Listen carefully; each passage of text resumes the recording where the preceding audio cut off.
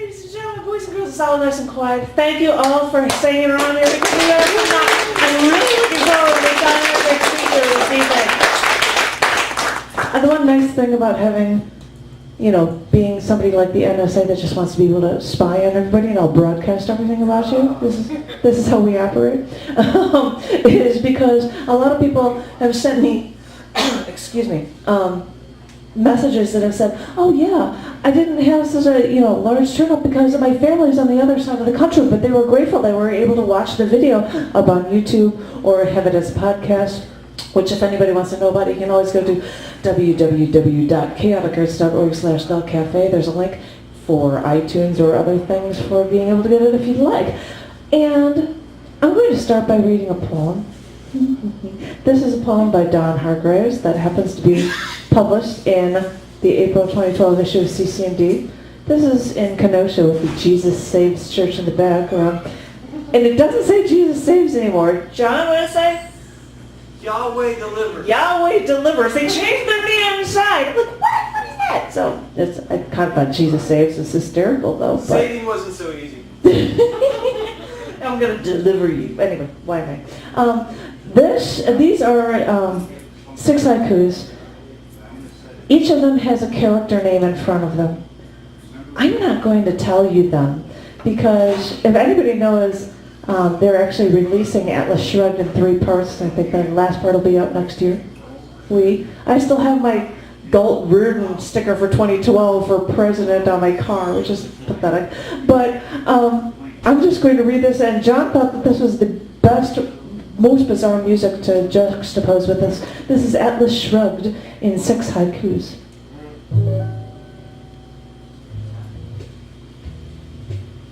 The world doesn't want to avoid self-destruction. Still, I've got to try. They want me enslaved? Why stop at that? I shall give them a spectacle.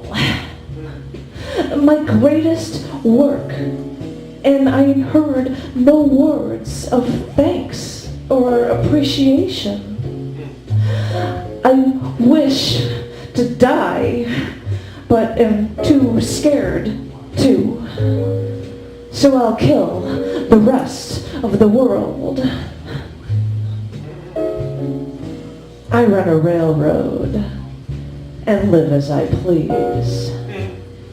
All I need is a real man. We make the world run.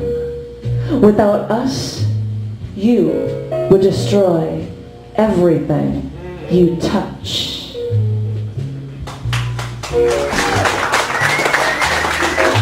And you have most of the music in the background. Thank you. I'm thrilled that we've got this man for a feature, and I know that the boxer's like, oh, he's going to be reading things for this one book. I'm really triple plus excited, because he's got to be more excited than me, I guess. Please, get up and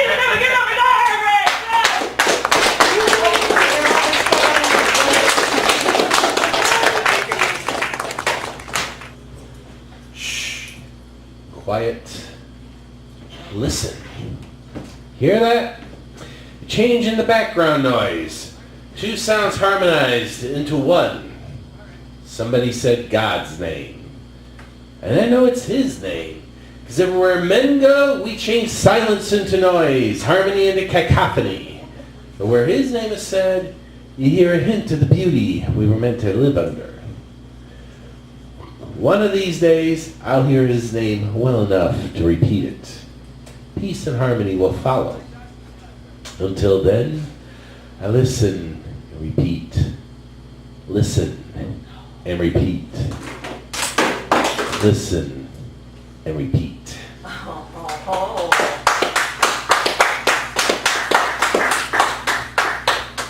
Bob no longer works at Account Temps. Bob got himself a brand new job. You see, Bob had become tired of always being the one called in to fix some employee's mistakes, only to be tossed aside when the job was finished, while these same employers always called him in with the promise of a job at the end of his work. That promise never came through. Meanwhile, there's always that Mr. Neuralman at the company who seemed to luxuriate in his incompetence. And the company owner, Mr. Fernwell, who always seemed happy to see him, yet happier to see him go when the job was finished. Well, Bob got himself a job in the city of Detroit, or more to the point, some suburb that had no problem watching the main city fall apart from a safe distance. When asked about what he'd do without Bob, Mr. Fernwell said, "I'm sure Bob will crawl back to us, and if not, there's others who will happily take his place." Meanwhile, Mr. Neuralman began to really panic, afraid he might have to be competent all of a sudden. Sorry, got it. That's ooh. You alright? Yeah, I'm okay. Thank you. Okay. That was part of And that the was show. it. Well, that was up there. That's fine. I know. Here we go.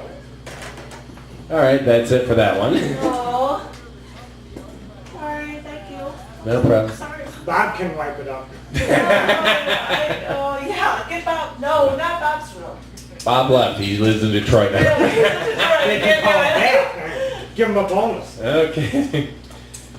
This one's entitled This Ground Called My Blank. Years ago, I grew weeds on this land. Later on, I weeded and watered and fertilized. Soon, fragrant flowers and tasty morsels grew there. I was then distracted by other things. Left my garden alone for years. Came back recently expecting to see weeds all over. Found cracked, bare ground instead. Certain things I've learned. Flowers from the florist have an odd, off smell. The market fruits and veggies don't quite have the taste I remember getting from when I grew the garden. Maybe this land, now cracked and bare, can bear fruit again. Maybe this time I can skip the weed phase.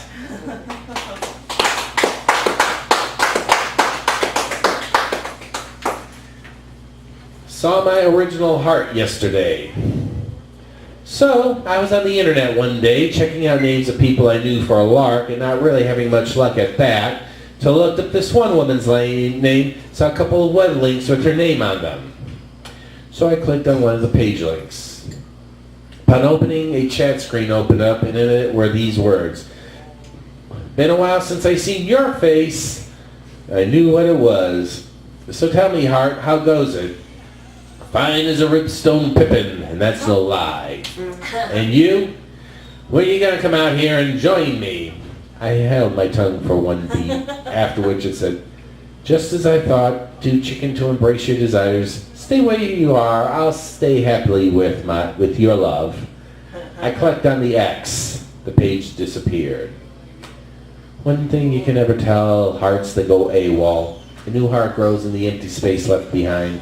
Eventually, the old heart is noticed only when it makes an unexpected reappearance. And those can be avoided when you know what to avoid, how not to look.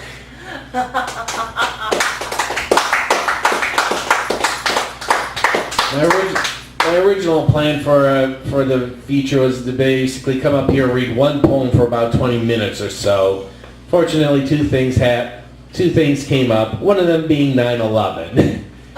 I have a suite of 5 poems starting from 6 months before finished 6 months before 9/11 up till rather recently. This is the oldest one. My visit to the Alfred P. Murrah Federal Building Site, September 1995. Flowers, cards, ribbons, scribbled on T-shirts, and various gifts were planted on or near the fence surrounding the freshly cut plaza, which appeared ready for people gathering for lunch or for a date after work. Further down the fence were pictures of the area as it was. The first was of the building whole. Then came various pictures of the blast effects, including one bizarre shot of toys waiting for children on a freshly mowed, undisturbed lawn while the window above gaped open, glass encasing blown far away from it. Finally, there's a picture of the building just as it began its final fall. Across the street stood the Oklahoma Press Building, shuttered and silent, a monument to the power of gasoline and manure. Days after the blast, they sang mightily of the building's strength and of their plans to reopen it.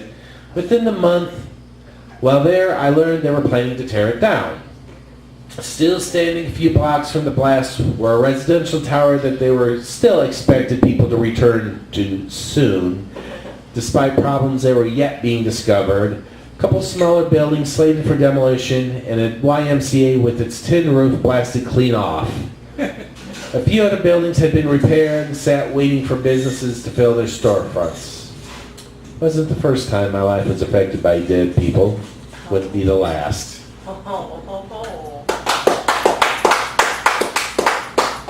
I remember this was an exercise at the cafe way back when someone suggested five adjectives.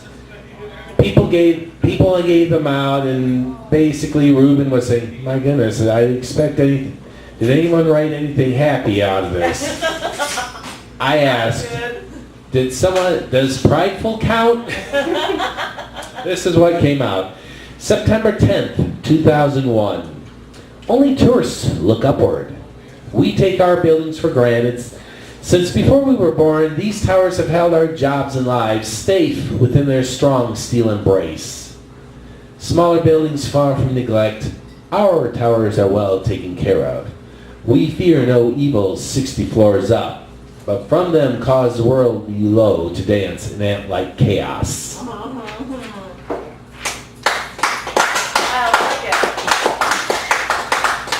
This actually happened before the Twin Towers. Another September 11th. Another day, another skyscraper. The building wobbled, making walking almost impossible until her body reeled, unable to find balance. Only that time, no evacuation was attempted as a bomb exploded in her head, taking out a vein, spilling blood into the brain. Later on, x-rays showed darkness where living matter should be, and her body has never recovered its original sprightness. Having seen all this, I find it strange to hear people talk of the continuation of normalcy, as if people believe that if they believe strongly enough that a certain nothing happened, things would be the way they were before.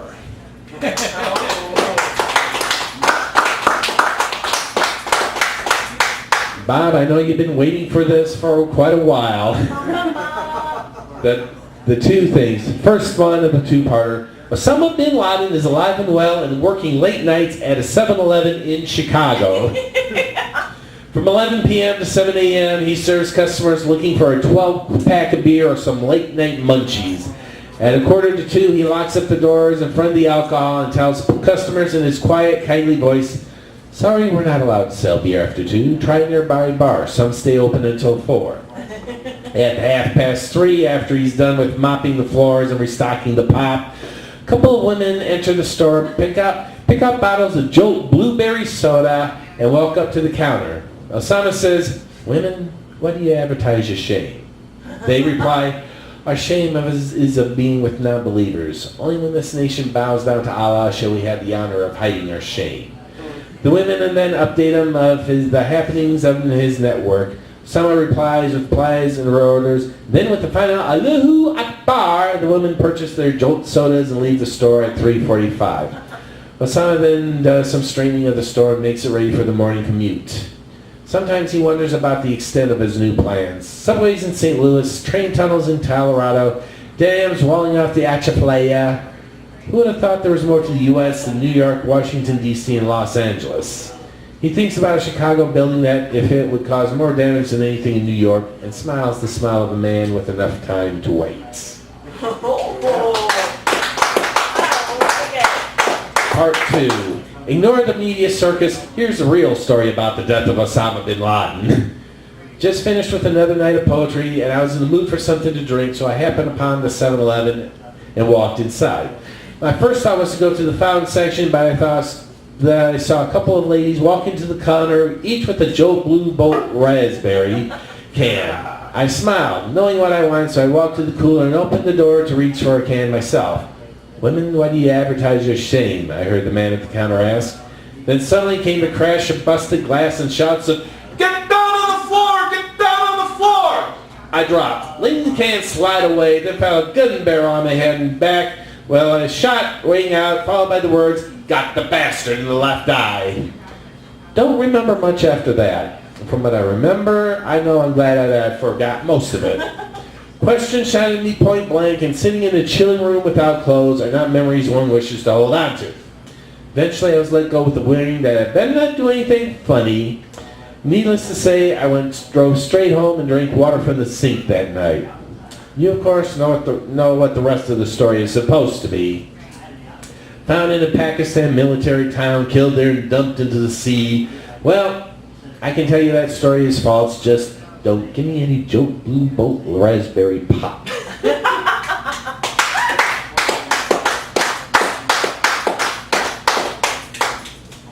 Okay, this one is photographic proof and disproof. There are pictures of the man and the wife and his. No. There are pictures of the man and his wife around the house with a few pictures of the two sons in moments of triumph.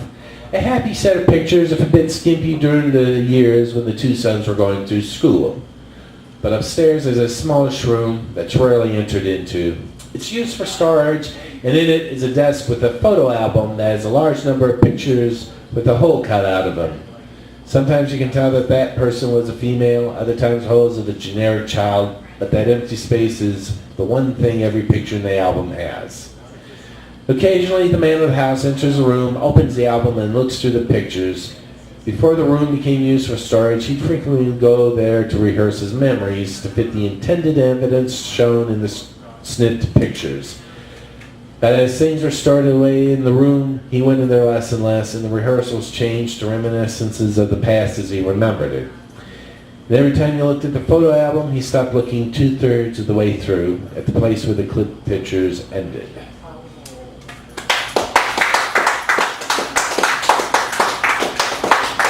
And now something a bit more preachy. Workers of the world unite. You have nothing to lose except your love handles and beer bellies. Went to an art and wine show in a suburb of a nearby capital city and noticed that I was the fattest person walking up and down the street. I can also say that I was probably the poorest one there as well. Most of the women were svelte, dressed down, strategically exposed, and had color of their hairs either vaguely blonde or exhibitionistic red. And the men all wore polo-style shirts and thin-legged pants of some sort. False consciousness at work in the petty bourgeois or of a pseudo-classless society? Perhaps. But maybe we're talking about something self-sustaining here. Eat enough of them hamburgers nibbled on around the edges in those commercials, and in a few years you might find yourself too rounded and winded to make it out the door and into the gallery of your local neighborhood artist gallery row. And when those hamburgers are the best deal in town, watch out.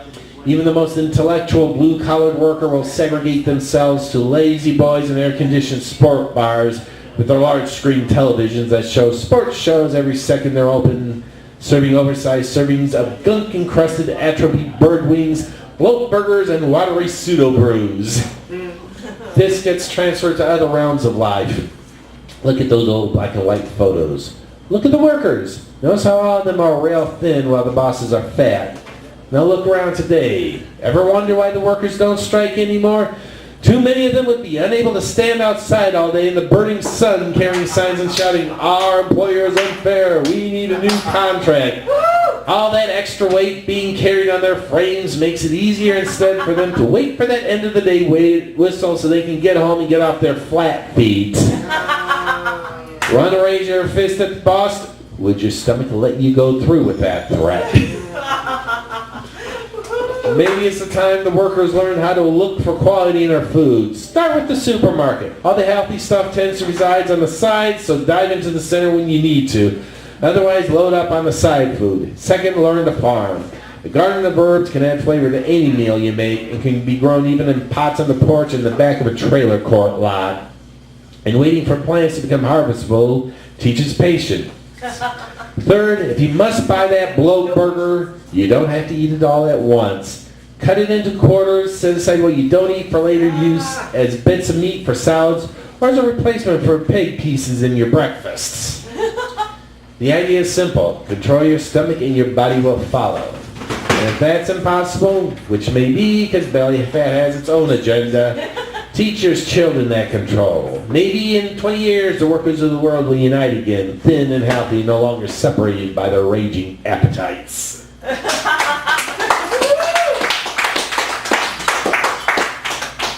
Grocery store, all I do is produce. Like, do I have to go over there? No, go and check out. Because like, carts that are so heaping over with stuff. And Yeah.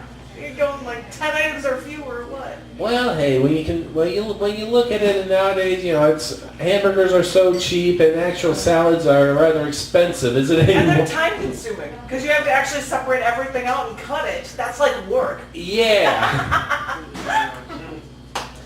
Anyway, hopefully I'll have copies of this book to sell next week. For the regular open mic, this is a bonus week. So come next week for the open and bring, yes, definitely bring your books, yes. Woo! Anyway, this is Suicide Alley. I wrote this back in November 2011. Did editing in between then. Now it's out.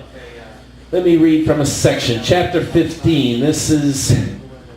Okay. Yes, this is where... Basically, the idea is it's been dark, but the main character knows that every so often it gets light and people go nuts then. He wants to go outside and see what happens. This is the chapter, his first time outside after entering Suicide Alley. So what shall you eat today? Dorothy asked. I'll go with the veggie sub today, Robert said. Then after looking around a little bit, is it me or do things seem a bit strange today? A little bit, came a voice from the back of the kitchen area. I got some extra help today in case I need it, Dorothy replied as Robert sub went into the oven made by the help in the back. Robert had an idea of what it may have been, but decided to keep it to himself, so he asked, how often does this happen and why? No idea about how often or in what interval, but when it happens, we profit enough to make it through the rest of the year. Robert's sub came out of the oven. The help in the back put on the garnishments and handed the sub to him. Robert walked up to a table by the window and started eating. Almost immediately, people started walking into the sub shop. He checked out the prices and noticed they'd been raised between $2 and $3 for each item. When half the tables were filled up, a set of shades that were placed within the windows were dropped and the lighting was dimmed. Robert grabbed his sub, put the paper plate in the trash, and walked toward the door. He watched as an older guy came in and held the door for a girl and a woman. He recognized the three and stayed back as the guy herded the girl and the woman to a table. He wanted to see if the man put the girl on his lap, but shifted his focus on the door and the outside. A group of 7 boys walked in, faces grim. Robert walked out of the store and walked towards a park. He watched as the people around him went from walking to strutting to running. Then as he crossed the street towards the park, the people disappeared inside the various stores. He found a bench with the back set in it and looked around with one eye pointed towards the sky. For the first 10 or 15 minutes, Robert saw nothing. No moon, no stars, no clouds, no spotlights, just nothing in the sky. Indeed, nothing seemed to happen. Then he saw it, the darkest shade of blue, flashing across the sky. A smile in his heart and on his lips, he watched as the blue became brighter and brighter. Stars faded from the skies and became lighter towards the horizon. Then he saw the sun rise up. Then Robert rose up and walked towards the road with the median. Since there was nobody in the street, he was able to walk up to the middle, aware of the stuff around him, just in case a car came up. Upon making it to the divided highway, he saw across the street and recognized the buildings across the street as school buildings from his past. He stuck around a couple of minutes, letting happy men and ladies wash through him for the first time in a while. He then walked back into town. An early impression of his was proved right. The city definitely looked more than a little worn down. Nothing falling apart, but everything looked old and it appeared as if there would be no way for the stuff to update itself. Even the coloring scheme looked somewhat washed out, with the unifying look being that of faded non-glory. Another impression was that every window had something covering the inside from the sun. Many of them had windows that dimmed the light no matter what. With the regular windows, those with regular windows had blinds or curtains hanging across them like a leaden blanket. The roads, although without potholes, looked badly in need of repaving. Robert walked around the town, breathing in the air, marveling at the silence around him. The wind blew through, papers rustled in the breeze, loudspeakers cranked unspeakably lame music onto the streets, but nothing else interrupted the silence going around him for minutes. Part of his walk took him past the house where he'd heard the crying a few days before. The house looked like it was fit into the neighborhood well enough, but Darrell made careful look at the note of the address number. He also noted an eye poking up from inside the drapes. behind the drapes, then quickly hide behind the drapes. Second it saw it was noticed. Eventually, there was the beginning of darkness beginning to sweep over the area. Robert knew he had to hide himself away as nothing else to give himself a working alibi as to why he wasn't inside one of the bars. As he came upon Hannah Hall, he noticed that the building looked quite out of place from the buildings around it. The building looked a bit older, squatter, and more worn than the buildings around it. Janice spotted him as he entered Hannah Hall and said, "I hope you're going to be out all right, Robert." "I should be. Just a little time in the sun for once," Robert replied. "You're sure you're going to be okay?" "Yes, I'm sure. I'm a bit tired." Robert made it up to his room and put himself to bed. As he lay down in bed, he felt a sharp, unexpected stab of pain in his back and took in a breath in response. After a second, it faded and he drifted to sleep.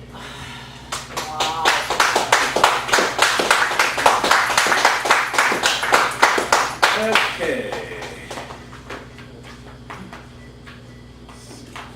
I have a question for you. I'm interrupting your feature. Well, it doesn't matter to me if it's previously published. Do you have the rights to your Bin Laden poems, part 1 and 2? You're talking about official rights? Would somebody like CC, do you have the right to be able to print it? I can get previous publication credits or whatever. So, look it, yay, you could be in a magazine. And in 2014, this is actually going to be out as a ISBN book as well. So when you be in there, you can get it on Amazon or wherever. So okay, yeah. I'll talk about that later. But yay, get it published. Alright. Now read. Okay. Now read. Actually, at this point, I might as well read another section from the book. Okay, this is sort of the coda. Main characters left, and there's a few of the other side characters walking around explaining things. "I don't get it. The quiet, resigned one bails out while the woman itching to escape is ready to commit it forever if need be," Elliot said to Martin as they walked through the crowd that were beginning to get a little bit jumpier than usual. "What can I say? Sometimes you see things, sometimes you don't. I saw Robert as clear as day. I didn't see Kelly Wrenchen staying here until she jumped the hell out of Linda," Martin replied. "Is there any way to tell who goes and who stays? I just assume the person wants to get out until proven otherwise. Well, it doesn't improve one's ability to guess. It gives you a starting point based on the fact that everyone we happen to meet wants to get out of this place." Martin and Elliot entered into Francis' store. Kelly was already waiting inside, and Francis and Mallory were sitting at the table. "Glad you guys could make it so soon," Francis said. "Did what I could. He was finishing up another suicide, so he got out when he did," Martin said. "Care to say who it was or how?" Francis asked Elliot. Sighed, and Elliot said, "Rather not right now." "Fair enough. Anyway, the time is at hand," Francis said as he walked to behind the counter and picked out 2 items. He then walked back to the table, sat down and said, "Now that you're ready, Kelly, you have a choice to make." Francis pulled out his right hand from behind the back and opened it. The pill was an indigo color. You take the indigo pill and you escape. Your life continues. You won't be happy at first, but you'll handle things and even be able to master your emotions and mood if you so choose. And most people I know try to master their emotions and mood, having learned a bit of it here in order to survive. But don't pick yet, as this is a choice. He then took out his left hand from behind his pack and opened it. In its hand was a green pill. If you choose a green pill, you become able to help out others here who need help. You won't escape this place, but you'll gain an immunity to the effects you see around you, and you'll be freed from the pressures of this place. You'll die in due time, but it'll be on your terms, not on the terms of the demons here of your emotions. As you can tell from me, you can live a long time. Pick the indigo pill, you become free to live your life. Pick the green pill, and you help out others here, maybe to your detriment. But either way, it's up to you, indigo or green, your choice. Kelly picked up the indigo pill for a couple of seconds, feeling it with her fingers. She then put the pill down, picked up the green pill and put it in her mouth. Then she grabbed at the glass of water and took 3 swallows of water from it. Kelly woke up looking up at what started off as a fog. Slowly her eyes focused eventually on a trio of figures sitting by her. "So how's it going, Kelly?" one of the men asked. "You mean I'm alive?" "Take your time," Kelly asked. "Take your time. You'll be fully awake soon." Kelly started recognizing the people around her. "Okay, I know who I'm with. Hi, Elliot, Markin, Mallory, Francis." You remember the pill you took this time? Francis asked. This time I took the green pill. And what did you dream this time? I remember being on a set of steps with people going upward, but the people going upward weren't using the steps we were standing on, but instead were stepping on our handholds. Not only that, but the people who were trying to walk up the steps instead of make inside the handholds ended up falling off the sides. Then at one point I saw a reflection of myself and recognized myself as much older as I would have thought. Definitely sounds like the green pill to me. So, you still want to work at the bar? We could use you full time, seeing as Linda's no longer working there, Martin asked.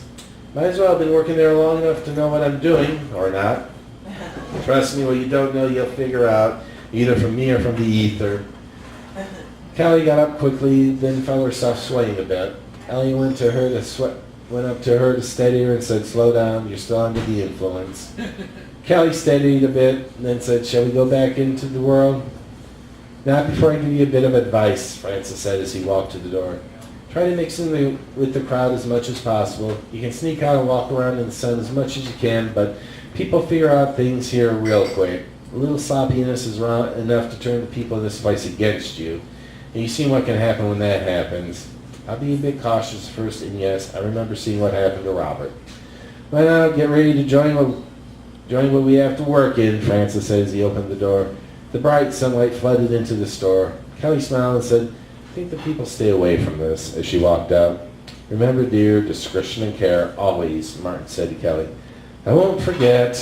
I'm heading to the bar right now to join Megan," Kelly replied. The four watched as Kelly walked back towards the bar and walked to the alleyway that went behind the bar. As Kelly turned the corner and disappeared behind some buildings, the bright sunlight began to dim a little. "Well, gotta get back out there. How's the search for a new shopkeeper?" Martin asked Francis. "I got a couple people contemplating it, but as you always say, you gotta assume escape first. Still, I'd like to relax a little like Keith Lunis was finally able to," Francis replied. "Finally wearying of this place? Not really, but seeing it in the future. I would hope that I could find someone to take over before that time comes. I've seen enough places closed down here." "Agreed. Some people say the landscape changes to fit the people, but I could swear we worked better with what we had before. I think more people are killing themselves now and have been doing so for the past few years." "Can't help but think you're right. You better head out before you're caught here. I got some cleanup." "Good point. See you later." That Martin, Ellie, and Mallory walked out of the store. Francis closed the door behind them and started his cleanup. He still had a few minutes before things got dark again. He wanted things to look like they always did.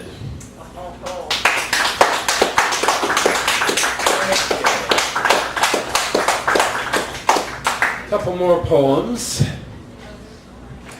This one's entitled "Sunny Came Home." Sunny always went home the first week of July, so no one thought anything was different when she came for her yearly visit. She did her usual round of visit with relatives, visited some of the usual places she always went to, and a couple new ones, as was her habit, watched the 4th of July festivities and fireworks, and generally caught up with the happenings around town. The singular sign to many that something different was her attending church and taking communion, something she had last done while attending college. Some wondered out loud what she was doing, to which others said maybe she was finally growing up, and what's the matter with forgiveness anyway? It's not like we're supposed to hope for others to go to hell, isn't it? When the time for her visit was coming to an end, she made her way to the graveyard, from there to a small gravestone standing out in its own space, with the inscription Benedictus mihi quia passavi. She sat down in front of the tombstone, placed a few toys in front of it, and wept.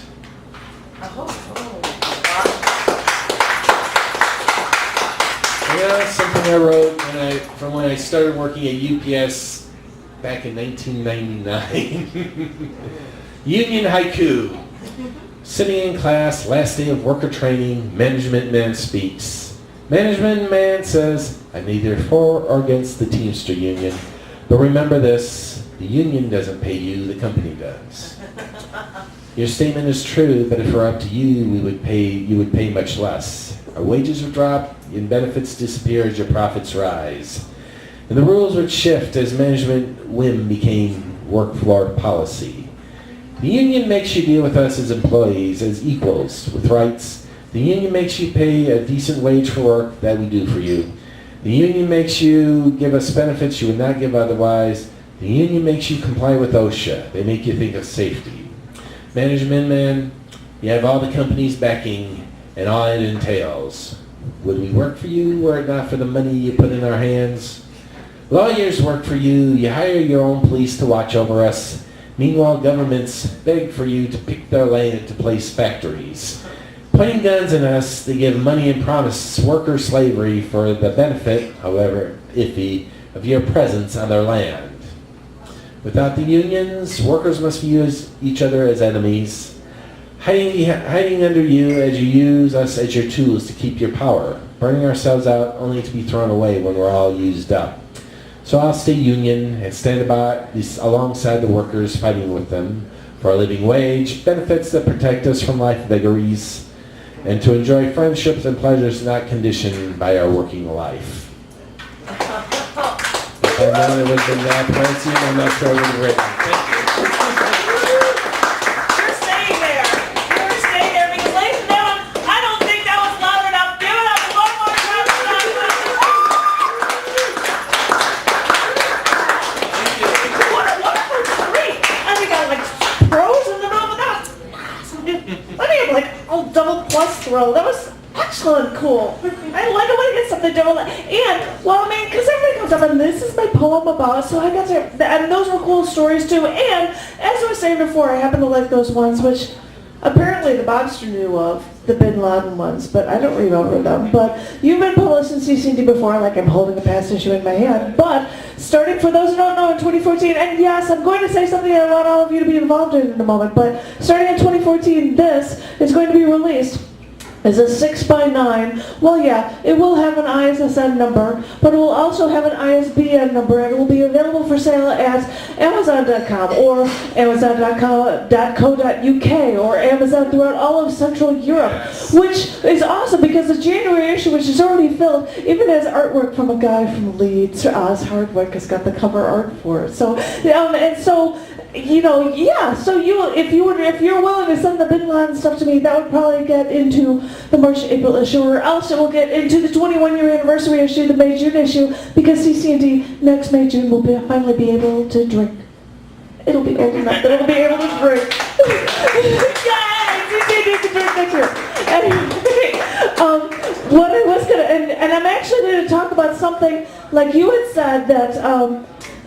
David Rubin did this before, and I do vaguely remember this, but I wasn't there that often back in the early days. But we've got a couple of us regulars here. If each of us would come up with a word, an adjective, or something, we could write it down and see if we can get ourselves to incorporate them all into something that we could read here in the future. Is anybody up for that kind of idea? Yeah. All right. I can't think of a... Slithering. I mean, like, come up with a word and shout something at me, and I'll write this crap down. Oh, right now? Yeah, sure. And it'll be our assignment. Just us fewies here or something. Gusano. What did you just say? You said slithering, so I said gusano. Gusano? Gusano. Spell that. What is that word? Gusano. You did it in a sentence. Oh, that's a reptile. As in gusano cubano.